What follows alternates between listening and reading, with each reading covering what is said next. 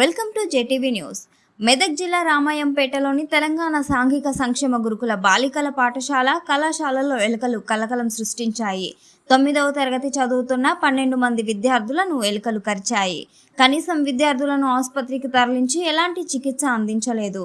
దీంతో విద్యార్థినులు తల్లిదండ్రులు ఆవేదన వ్యక్తం చేస్తున్నారు. సరైన వైద్యం అందించాలని డిమాండ్ చేస్తున్నారు. సంబంధిత అధికారుల తీరుపై మండిపడ్డారు.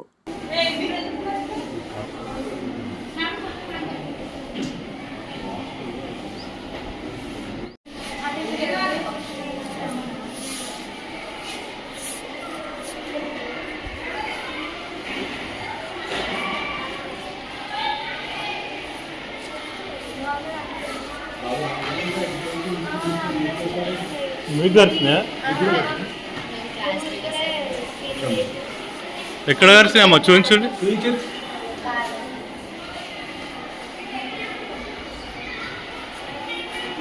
ఇదంతాదేనా?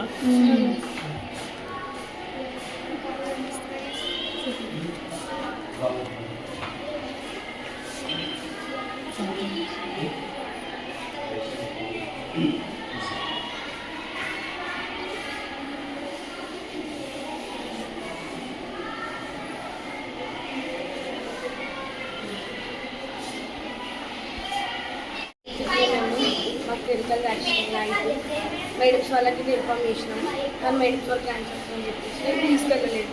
నేను ఈవినింగ్ దాకా తీసుకెళ్ళలేదు. మా క్లాస్లో 12 మెంబర్స్ దాకా వచ్చినాయి. ఎందుకట్లా ఏమో తెలియదు, కానీ ఏదో ఇంట్లో వీటికి ప్యాడ్లు ఏమన్నా వెనకాల ప్యాడ్లు ఏమన్నా తెలియదు. మళ్ళీ మా మమ్మీ వచ్చి చేసి తీసుకోలేదు.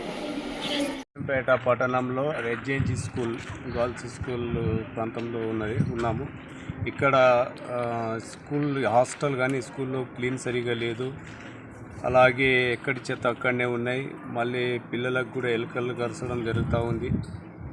అలాగే ప్రిన్సిపాల్ కూడా ఇక్కడ యజమానులు అయితే ఎవరు ఉన్నారో వాళ్ళు కూడా శుభ్రంగా చేయటం లేదని సమాచారంతో ఇక్కడ మేము ఫిర్యాదు వచ్చాము. ఇక్కడ చూస్తే పరిస్థితి కూడా బాగాలేదు. చెత్తలు ఎక్కడి చెత్తలు అక్కడనే ఉన్నాయి. పిల్లల పరిస్థితి బాగాలేదని రావడం జరిగింది. అయితే ప్రిన్సిపాల్ కానీ టీచర్లకు కానీ అయితే మాది ఏం సంబంధం లేదు, మాకు సమాచారం లేదు అంటారు. పిల్లలు 12 మంది పిల్లలకు ఎలుకలు కరచడం జరిగింది. వాళ్ళని గవర్నమెంట్ హాస్పిటల్కు దొరుకుకోవడం జరుగుతుంది. ఏం పేరు? నా పేరు భిక్షపతి. లో ఉన్న TSWRS రెసిడెన్షియల్ గర్ల్స్ హాస్టల్లో ఇక్కడ చూసినట్టయితే గత రోజు 8 నుంచి 9 మంది బాలికలకు ఎలుకలు గరవడం అని కరిచింది. వాళ్ళ పరిస్థితి చాలా క్రిటికల్గా ఉంది. హాస్పిటల్లో చికిత్స పొందుతున్నారు.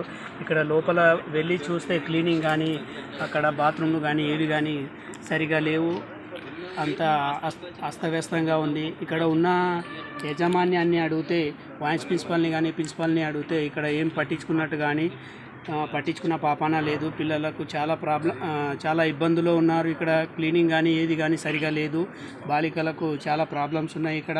ఇంకోటి ఏంటంటే వాయిస్ ప్రిన్సిపాల్ని అడిగితే ఈ ప్రాబ్లమ్స్ అన్నీ ఇలా ఎందుకు ఉన్నాయని అడిగితే నాకు ఏది కానీ బాధ్యత పూర్తిగా ఇవ్వలేదు, నాకేం తెలియదు, నన్ను బలి చేయొద్దు అని చెప్పేసి మాట్లాడుతున్నారు. కాబట్టి దీని మీద చట్టపరంగా చర్యలు తీసుకొని బాలికలకు న్యాయం చేయాలని చెప్పేసి కోరుకుంటున్నాం. ఇక్కడ మెయిన్గా చూసినట్లయితే టాయిలెట్ కానీ మరుగుదొడ్లు కానీ చాలా విషమ పరిస్థితిలో ఉంది. అక్కడ క్లీనింగ్ అయితే ఏమాత్రం లేదు. కాబట్టి దీనిపైన చర్యలు తీసుకోవాలని కోరుకుంటున్నాను. ఏం పేరు? నా పేరు మోహన్.